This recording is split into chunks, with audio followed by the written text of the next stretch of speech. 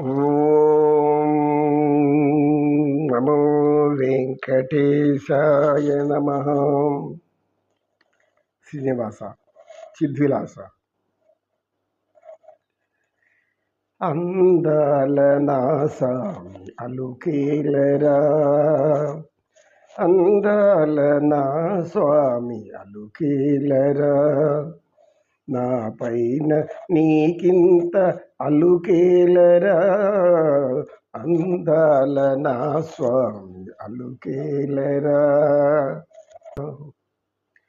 నిన్ను చూస్తూ ఉంటే సమయము తెలియదు, నిన్ను తలచుకుంటే నిదురే రాదు. నిన్ను చూస్తూ ఉంటే సమయము తెలియదు, నేను తలచుకుంటే నిదురే రాదు. నీ పూజలు నాచే చేయించి, నీ ప్రేమను నాపై కురిపించి, నన్ను మార్చినావు, నన్ను మార్చినావు, దరి చేర్చినావు. మరి ఇప్పుడేలా నీకేలా ఈవేళ నా పైన అలుకేలరా, అందాల నా స్వామి అలుకేలరా. హే గోవింద శ్రీమన్నారాయణ, అఖిలాండ కోటి బ్రహ్మాండ నాయక, తిరుమలగిరిలో చల్లగా హాయిగా 7 కొండల నుండి వీస్తున్నటువంటి అనేక సుగంధ ద్రవ్య మూలికలతో ఏర్పడినటువంటి ఆ హాయిగా మలయ మారుతాన్ని ఆనందిస్తూ ఆస్వాదిస్తున్నాం. మా దీనులను కూడా కాస్త చూడయ్యా, కరుణించవయ్యా పరమాత్మ. హే గోవింద, పరమ భక్తులను కాపాడుతావనే నమ్మకం అందరికీ ఉంది. యోగులు, ఋషులు, మునులు ఎందుకు వీరు ఆగ్రహం, ఆవేశం ఇట్లాంటివి రావు? వాళ్ళు ఎప్పుడు చిరునవ్వుతూ ప్రశాంతంగా ఉంటారు. కారణం ఏమి?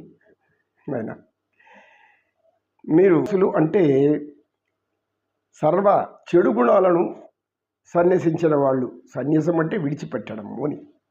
సర్వ చెడు గుణాలను అన్నింటినీ విడిచిపెట్టారే కానీ మంచి గుణాలను విడిచిపెట్టరు. ఎప్పుడులో అయితే పరిపూర్ణమైన మంచి గుణాలు ఎవరిలో అయితే ఉంటుందో వాళ్ళు నిత్యం సొంతంగా, ప్రశాంతంగా, సంతృప్తిగా, ఆనందంగా ఉంటారు. వాళ్ళు ఎన్ని కష్టాలైనా, ఎన్ని బాధలైనా, ఎంతమంది ఎన్నో విధాల విమర్శించినా వాళ్లకు ఎటువంటి పరిస్థితులు ఆవేశం రాదు, కోపం రాదు, అహం అంతకన్నా ముందు రాదు. ఎందుకు? ఒక ప్రాంతంలో ఒక యోగి తపస్సు చేసుకుంటూ ఉన్నాడు. తపస్సు చేసుకుంటూ ఉంటే అది నిర్జనమైన ప్రదేశం. ఒక రాజు తన యొక్క సేవకులతో, పరివారంతో వేట కోసం వచ్చాడు. వేటకు వచ్చిన ఆ రాజు ఈ యొక్క యోగిని చూశాడు. చూసి, ఆ మహాయోగి గారు, నేను రాజును వచ్చాను అన్నాడు. ఆ యోగి మెల్లి కళ్ళు తెచ్చి, నమస్తే అండి ప్రభువు, అంతా క్షేమమే కదా, రాజ్యంలో ప్రజలంతా క్షేమమే కదా అని అడిగాడు. అడిగితే, రాజ్యంలో ప్రజలు క్షేమంగా చూడాల్సింది నేను, రాజు బాధ్యత, నువ్వెందుకు అడుగుతున్నావు అన్నాడు. నేను కూడా ఆ ప్రజల్లో ఒకనే కదా అని అన్నాడు. అయితే ఆ రాజు కొంచెం తెలివైనవాడు. ప్రజల్లో అయితే నువ్వు ప్రజల మధ్యలో ఉండాలి, అడవిలో కొంచెం తపస్సు చేసుకుంటున్నావు, నువ్వెందుకు అడుగుతున్నావు వాళ్ళ తరపున అన్నాడు. మానవుడిని గురించి కాకుండా ఇంకెవరిని గురించి పట్టించుకోవాలి? ప్రభువైనా, జ్ఞానులైనా, యోగులైనా ఎవరైనా ప్రజల సంతోషం కోసం జీవిస్తారు. ప్రజలు సుఖశాంతులతో ఉండేలాగా చూసుకుంటారు. అందరూ ప్రజలు ఆనందంగా ఉండాలి. అలో లక్ష్మణ అనేవాళ్ళు ఉండకూడదు. ఇది ఈ జ్ఞానం చెప్పేటటువంటి మాట. దేశంలో ప్రజలు సుఖశాంతులతో ఉంటే మీరు ఇలా రారు. ఎందుకు? అడవిలో అడవి జంతువులు వాటి పాటికి అవి పోతూ ఉంటాయి. అవి ఏమన్నా వచ్చి మన రాజ్యంలో అందరిని ఏదైనా ఇబ్బంది పెడుతూ ఉంటే అప్పుడు ఏదైనా మనం చర్య తీసుకోవాలి.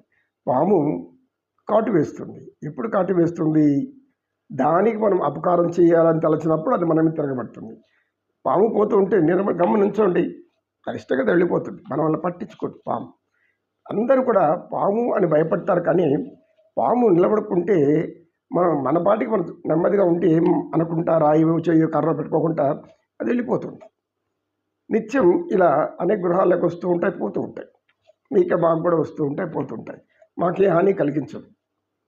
కనుక ప్రశాంతంగా ఉండేవాడిని చూసి ఏ రాజు కూడా దండెత్తడు. ఎందుకంటే మీరు రాజ్యాలు సుభిక్షంగా పరిపాలిస్తున్నప్పుడు ఇంకొకరికి ఆ రాజ్యకాంక్ష కలగదు. ఎందుకు కలగదంటే మీరు ధర్మప్రభులు.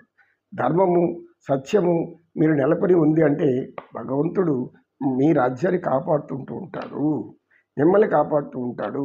కనుక అటువంటి వారి ఆలోచనలు వారి మనసులోకి రానివ్వడు.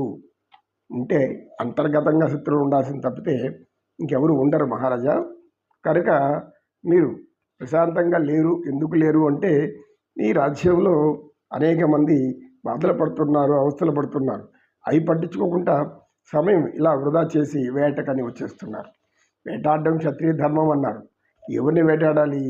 ఎవరైతే ప్రజలకు వ్యతిరేకంగా ఉన్నారో, ఎవరైతే ప్రజల్ని పీడిస్తున్నారో, ఎవరైతే సామాన్యులను నోటికాడ కూడు నోట్లేక ఒక పూట కూడా పోనీకుంటా బాధ పెడుతున్నారో అట్టి వాళ్ళ మీద చర్యలు తీసుకోండి.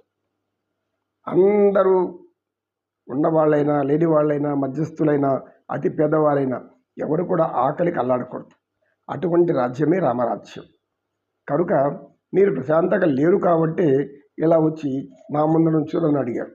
నేను నా యొక్క విధిలో తపస్సులో నేను ఉన్నాను, మీరు నన్ను ఎందుకు బలకరించారు అంటే నేను ఎందుకు ఇక్కడ ఉన్నాను అని మీకు ఆలోచన వచ్చింది. నేను ఎందుకున్నాను, ఏం చేస్తున్నాను అని మీరు ఆలోచించారు. నేను చెప్పాల్సింది చెప్పాను అన్నాడు నవ్వుతూ. అంటే మీరు నిత్యం ఇలానే ఉంటారు, నవ్వుతూ ఉంటారు, ప్రశాంతంగా ఉంటారు, ఆనందంగా ఉంటారు అడిగారు. అవును, ఎందుకంటే నిత్యం భగవంతుడిని లోపల పెట్టుకొని ఉంటాను. ఆయన ఎప్పుడు కూడా నాకు ఆనందాన్ని సంతోషించాలని కలిగించే పనులే చేస్తాడు.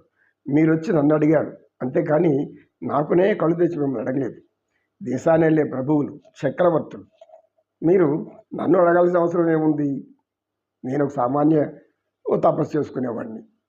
కనుక మీరు ఆగారు నా ముందర అంటే భగవంతుడు మీకు ఏం ఆలోచన ఇచ్చాడు? ఏదో తెలియని విషయాలు తెలుసుకోమని నీకు చెప్పాడు. మనసు నీ ఆత్మలో కలిగింది. అంతరాత్మ ప్రబోధం అంటారు దాన్ని. అంతరాత్మ ప్రబోధం మనం ఏమనుకుంటాం? మన సొంత తెలియమనుకుంటాం, మన జ్ఞానం అనుకుంటాం, అంతమంది అనుకుంటాం, అంత నేనే అని అంటారు.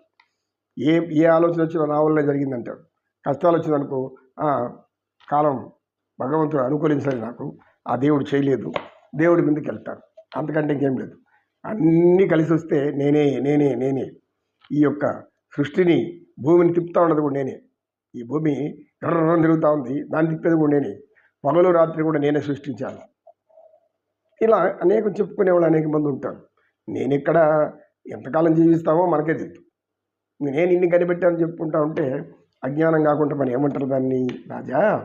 కనుక మీరు నేను అనే మాట తీసేయండి. మీరు ప్రజా సేవకులు. రాజులు, ప్రభువులు అంటే ప్రజా సేవకులు.